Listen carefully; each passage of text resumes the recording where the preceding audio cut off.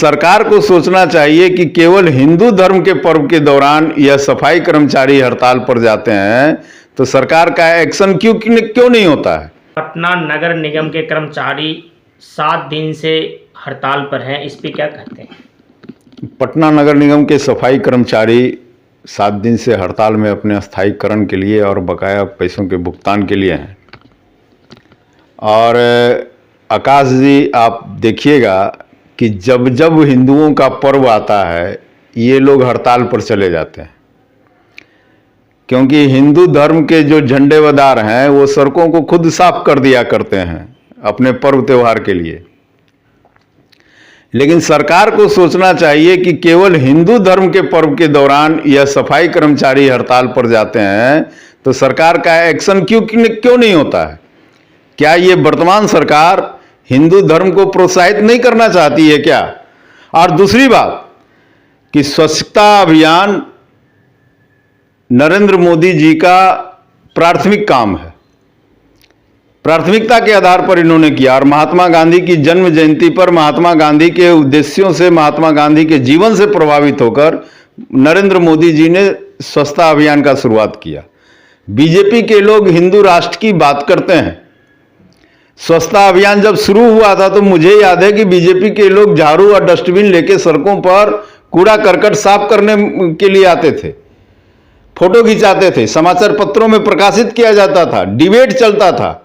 तो पटना नगर निगम का हड़ताल है, बिहार में अन्य नगर निगमों में भी हड़ताल है, तो ये हिंदू राष्ट्र के लोग और भाजपा के लोग, भाजपा के सांसद रविशंकर जी, आर.के. सिन्हा जी और तमाम ऐसे गिरिराज जी, ये लोग क्यों नहीं अब झाड़ू डंडा लेके निकलते हैं सड़कों पर सफाई करने के लिए? इनकी आत्मा मर गई क्या? क्या ये नरेंद्र मोदी के विरोधी हो गए? क्या हिंदू राष्ट्र के विरोधी हो गए? तब तो इनको नगर निगम कर्मी अगर हड़ताल में है, पहले तो ये सत्ता में थे तो कहते थे कि तरह तरह का बहाना रहता था, अब तो सत्ता में भी नहीं है। तो नीतीश कुमार को लजवाने के ख्याल से भी इनको सड़कों पर आना चाहिए, झाड़ू और डस्टबिन लेकर, और सड़क साफ करना चाहिए, फोटो खिंचाना चाहिए। नरेंद्र मोदी प्रभावित होंगे तो शायद इनका टिकट भी बच जाए और पटना नगर निगम साफ भी हो जाए। तो मैं आह्वान करना चाहता हूं बीजेपी के लोगों से, अगर तुम्हारा सांसद नहीं निकलता है, तुम्हारा विधायक नहीं निकलता है, तो आप लोग तो निकलिए झाड़ू लेकर और नगर निगम को साफ कीजिए, नगर निगम क्षेत्र को साफ कीजिए, कूड़ा करकट हटाइए। हड़ताल तो हड़ताल है, उछलता रहेगा, पेमेंट नहीं है, तनख्वाह नहीं है, बिहार सरकार को इनकम नहीं है। नीतीश जी कहते हैं कि विशेष राज्य का दर्जा नहीं है, केंद्र हमको मदद नहीं करता है, तो पैसा कहां से देंगे? और फिर ये स्वास्थ्य सफाई कर्मी को ही पैसा देने की का पैसा नहीं है इनके पास। नगर निगम का जो कर्मचारी का हड़ताल, चाहे तो आरजेडी का सरकार हो, गठबंधन का, बीजेपी का हो, मगर लगातार चलते रहता है। साल में कई बार ये लोग हड़ताल करते हैं। इनकी मुद्दा को क्यों नहीं सुलझाया जाता है? क्या लगता है आपको? आकाश जी, ये जो झाड़ू लगाने वाले और सफाई करने वाले हैं, गटर में जो उतरने वाले हैं, वो जन्मजात दलित वर्ग से हैं और दलितों में भी महादलित हैं ये। लेकिन इनको गटर में उतारने वाला, झाड़ू लगवाने वाला स्वर्ण समाज के लोग हैं, क्योंकि इनको पैसा चाहिए, सत्ता के करीब रहना है, इनको पैसा चाहिए। तो झाड़ू लगवाने वाला जो ठेकेदार है वो लगभग जगह को मिश्रा जी, ठाकुर जी, सिंह जी, ये सब मिल जाएंगे, कहीं कहीं यादव जी भी मिल जाएंगे। लेकिन लगाएगा झाड़ू कौन? तो ये लोग। ये लोग क्या करते हैं, अगर फंड भी रिलीज हुआ तो पहले दूसरे कामों में खर्चा कर दिए, इनका दिहाड़ी नहीं देते हैं। दूसरा चीज़ कि फंड एलोकेशन 4th ग्रेड कर्मचारियों के लिए बिहार सरकार के पास है नहीं।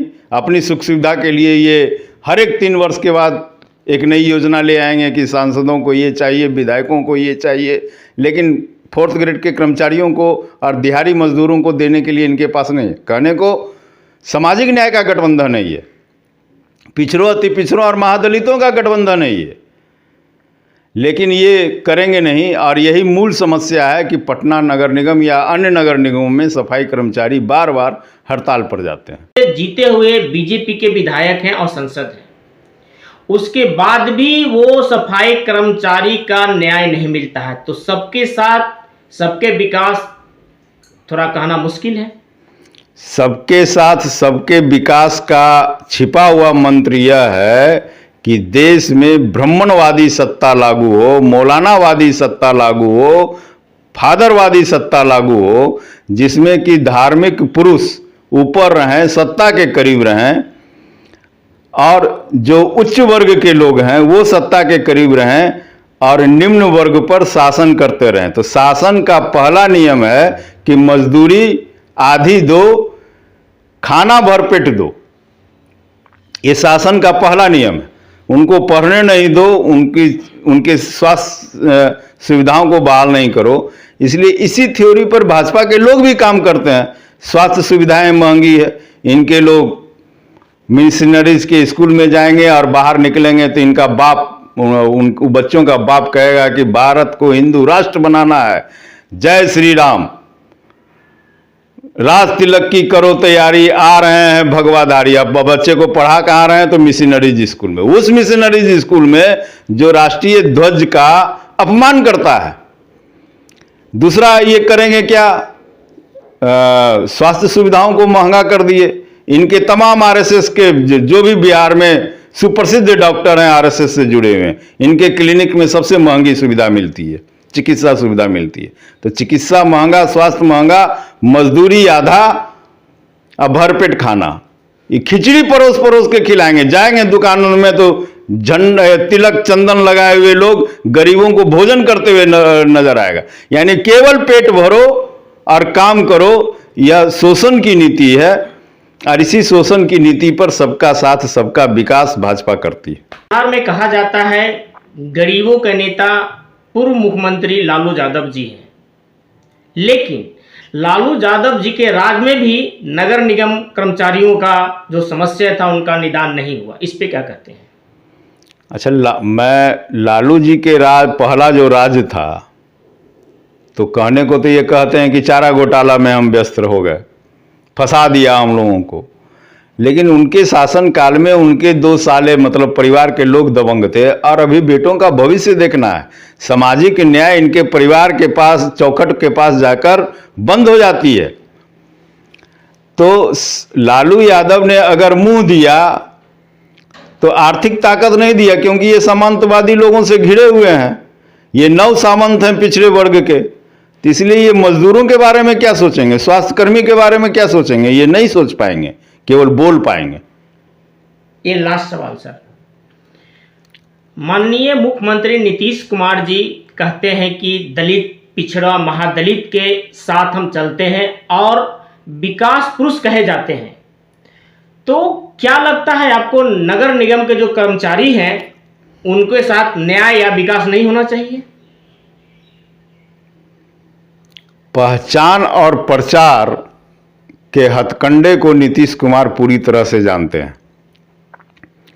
मजदूरी देना, सस्ती शिक्षा देना, सस्ती स्वास्थ्य सुविधाएं देना समाजवाद का नियम है। लेकिन समाजवाद में ये लोहिया के चेले हैं, कर्पूरी के चेले नहीं हैं ये लोग। ये लोहिया के चेले हैं जो कहते थे कि जय श्री राम कहो, मंदिर जाओ, मस्जिद जाओ और वहां से निकलो तो वर्ण व्यवस्था पर चोट करो। लेकिन जाने कहते थे ये लोहिया के चेले हैं। और लोहिया के चेले आर्थिक समाजवाद नहीं ला सकता है। इसलिए नीतीश जी के राज में प्राइवेट स्कूल ज़्यादा बढ़ा, प्राइवेट चिकित्सालय ज़्यादा बढ़ा, नर्सिंग होम, मैटरनिटी होम ज़्यादा बढ़ा। और नीतीश कुमार, हम दलितों के हैं इसलिए महादलित मिशन बनाया। पर्वत पुरुष दशरथ मांझी को एक दिन के लिए मुख्यमंत्री की कुर्सी पर बैठाया। तो प्रचार और प्रसार के हथकंडे जानते हैं और उनकी भावनाओं से खेलकर केवल वोट लेना चाहते हैं। आर्थिक समाजवाद नीतीश कुमार के जेहन में और दिलो दिमाग में न बसता है न रहता है, न ये समझने के लिए तैयार।